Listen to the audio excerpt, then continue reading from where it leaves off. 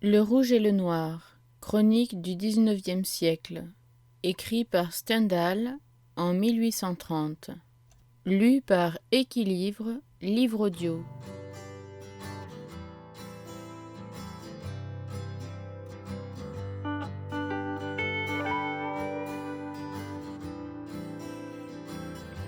Livre premier, La vérité, l'âpre vérité, Danton.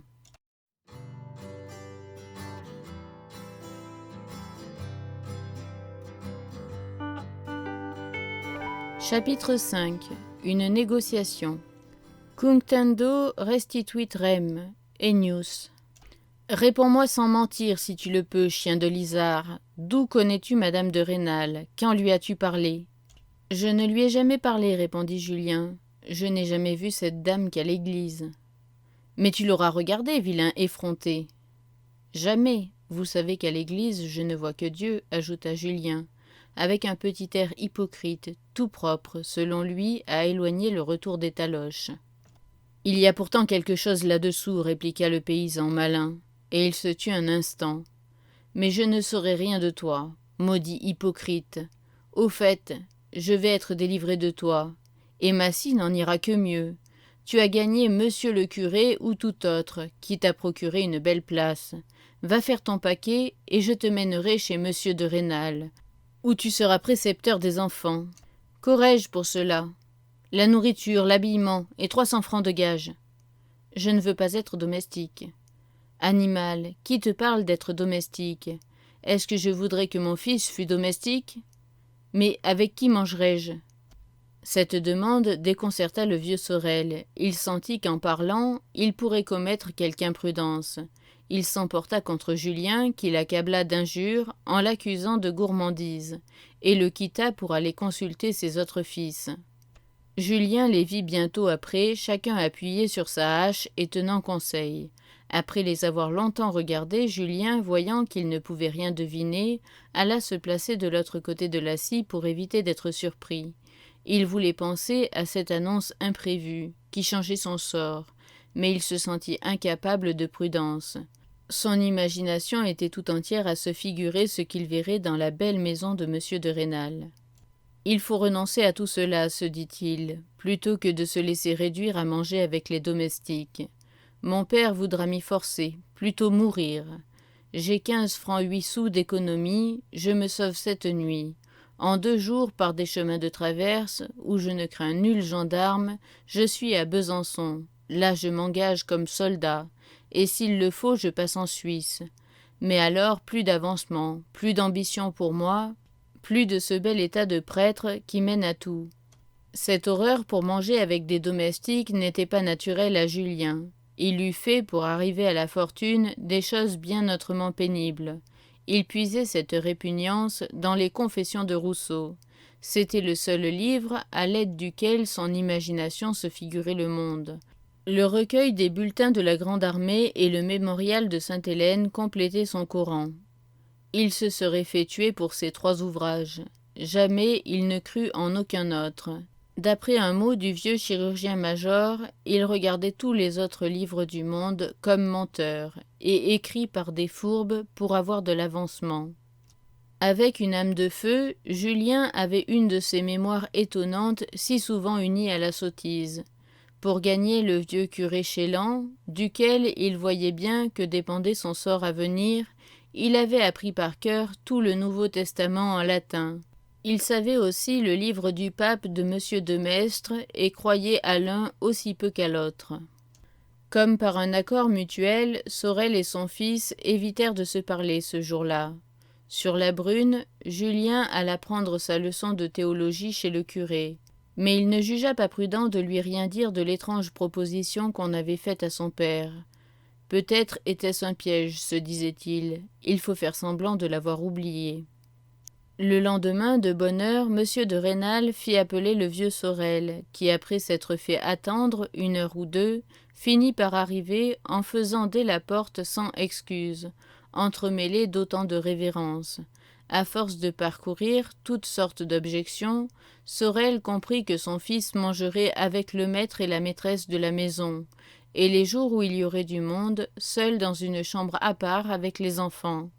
Toujours plus disposé à incidenter à mesure qu'il distinguait un véritable empressement chez monsieur le maire, et d'ailleurs rempli de défiance et d'étonnement, Sorel demanda à voir la chambre où coucherait son fils. C'était une grande pièce meublée fort proprement, mais dans laquelle on était déjà occupé à transporter les lits des 3 enfants. Cette circonstance fut un trait de lumière pour le vieux paysan. Il demanda aussitôt avec assurance à voir l'habit que l'on donnerait à son fils. Monsieur de Rênal ouvrit son bureau et prit 100 francs. Avec cet argent, votre fils ira chez monsieur Durand, le drapier, et lèvera un habit noir complet. Et quand même je le retirerai de chez vous, dit le paysan, qui avait tout à coup oublié ses formes révérencieuses. Cet habit noir lui restera. Sans doute. Oh bien, dit Sorel d'un ton de voix traînard, il ne reste donc plus qu'à nous mettre d'accord sur une seule chose, l'argent que vous lui donnerez. Comment s'écria monsieur de Rênal indigné. Nous sommes d'accord depuis hier, je donne 300 francs, je crois que c'est beaucoup et peut-être trop. C'était votre offre, je ne le nie point, dit le vieux Sorel, parlant encore plus lentement, et par un effort de génie qui n'étonnera que ceux qui ne connaissent pas les paysans franc-comtois, il ajouta en regardant fixement monsieur de Rênal. « Nous trouvons mieux ailleurs. » À ces mots, la figure du maire fut bouleversée. Il revint cependant à lui, et après une conversation savante de 2 grandes heures, où pas un mot ne fut dit au hasard, la finesse du paysan l'emporta sur la finesse de l'homme riche qui n'en a pas besoin pour vivre. Tous les nombreux articles qui devaient régler la nouvelle existence de Julien se trouvèrent arrêtés. Non seulement ces appointements furent réglés à 400 francs, mais on dut les payer d'avance, le 1er de chaque mois. « Eh bien, je lui remettrai 35 francs, dit monsieur de Rênal. Pour faire la somme ronde, un homme riche et généreux comme monsieur notre maire, dit le paysan d'une voix câline, ira bien jusqu'à 36 francs. Soit, dit monsieur de Rênal, mais finissons-en. Pour le coup, la colère lui donnait le ton de la fermeté. Le paysan vit qu'il fallait cesser de marcher en avant. Alors, à son tour, monsieur de Rênal fit des progrès. Jamais il ne voulut remettre le 1er mois de 36 francs au vieux Sorel, fort empressé de le recevoir pour son fils.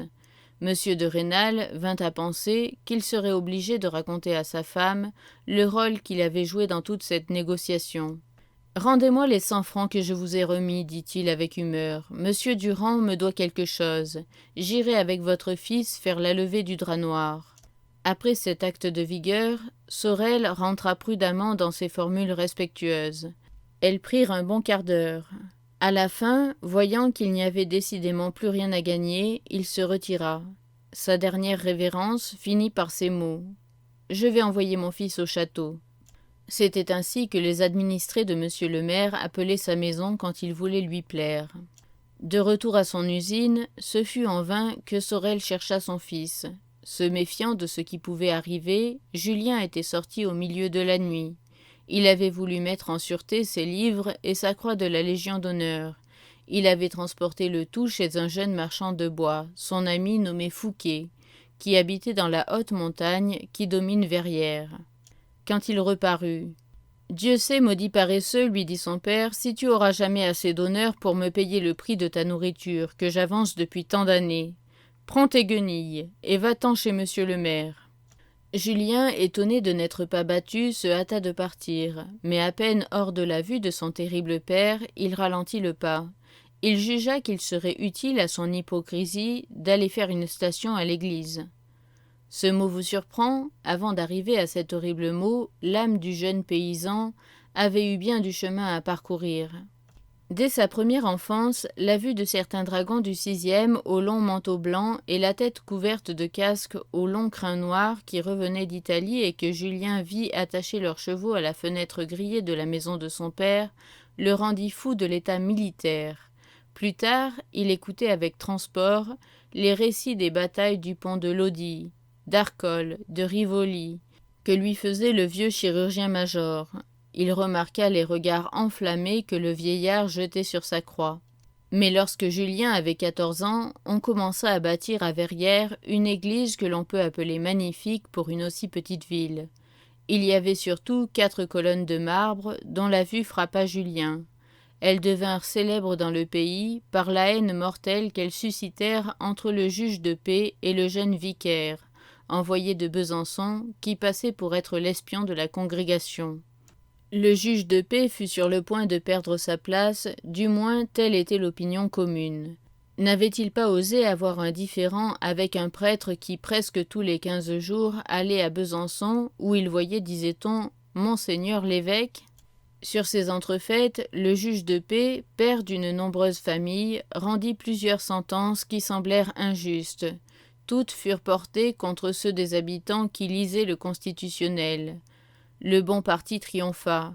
Il ne s'agissait, il est vrai, que de sommes de 3 ou 5 francs. Mais une de ces petites amendes dut être payée par un cloutier, parrain de Julien. Dans sa colère, cet homme s'écriait « Quel changement !» et dire que depuis plus de 20 ans, le juge de paix passait pour un si honnête homme. Le chirurgien-major, ami de Julien, était mort. Tout à coup, Julien cessa de parler de Napoléon. Il annonça le projet de se faire prêtre, et on le vit constamment, dans la scie de son père, occupé à apprendre par cœur une Bible latine que le curé lui avait prêtée. Ce bon vieillard, émerveillé de ses progrès, passait des soirées entières à lui enseigner la théologie. Julien ne faisait paraître devant lui que des sentiments pieux. Qui eût pu deviner que cette figure de jeune fille, si pâle et si douce, cachait la résolution inébranlable de s'exposer à 1000 morts plutôt que de ne pas faire fortune. Pour Julien, faire fortune, c'était d'abord sortir de Verrières. Il abhorrait sa patrie. Tout ce qu'il voyait glaçait son imagination. Dès sa première enfance, il avait eu des moments d'exaltation. Alors, il songeait avec délice qu'un jour il serait présenté aux jolies femmes de Paris. Il saurait attirer leur attention par quelque action d'éclat. Pourquoi ne serait-il pas aimé de l'une d'elles, comme Bonaparte, pauvre encore, avait été aimé de la brillante Madame de Beauharnais ? Depuis bien des années, Julien ne passait peut-être pas une heure de sa vie sans se dire que Bonaparte, lieutenant obscur et sans fortune, s'était fait le maître du monde avec son épée. Cette idée le consolait de ses malheurs qu'il croyait grands, et redoublait sa joie quand il en avait. La construction de l'église et les sentences du juge de paix l'éclairèrent tout à coup. Une idée lui vint et le rendit comme fou pendant quelques semaines, et enfin s'empara de lui avec la toute-puissance de la première idée qu'une âme passionnée croit avoir inventée. Quand Bonaparte fit parler de lui, la France avait peur d'être envahie. Le mérite militaire était nécessaire et à la mode.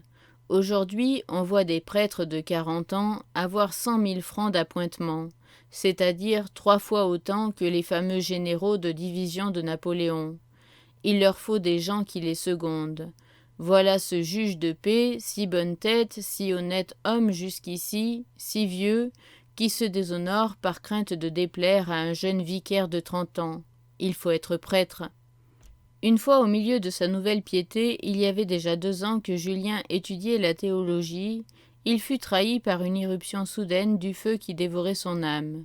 Ce fut chez M. Chélan, à un dîner de prêtres, auquel le bon curé l'avait présenté comme un prodige d'instruction. Il lui arriva de louer Napoléon avec fureur. Il se lia le bras droit contre la poitrine, prétendit s'être disloqué le bras en remuant un tronc de sapin, et le porta pendant 2 mois dans cette position gênante.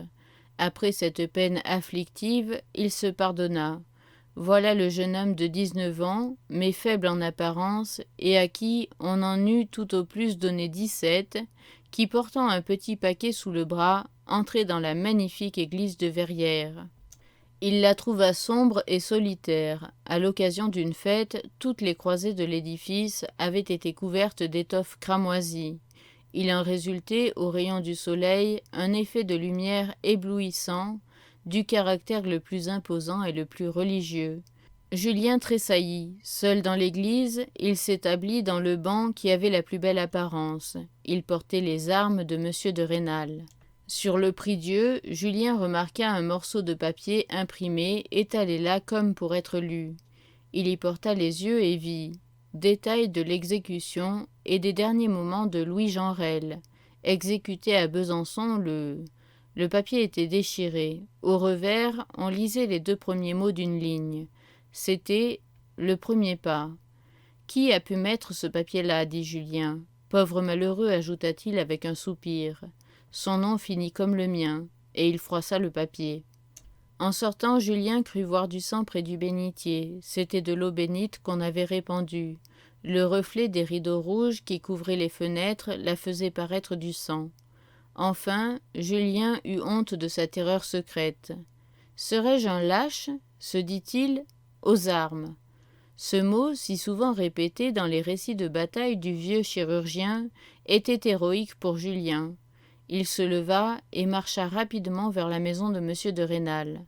Malgré ses belles résolutions, dès qu'il l'aperçut à 20 pas de lui, il fut saisi d'une invincible timidité.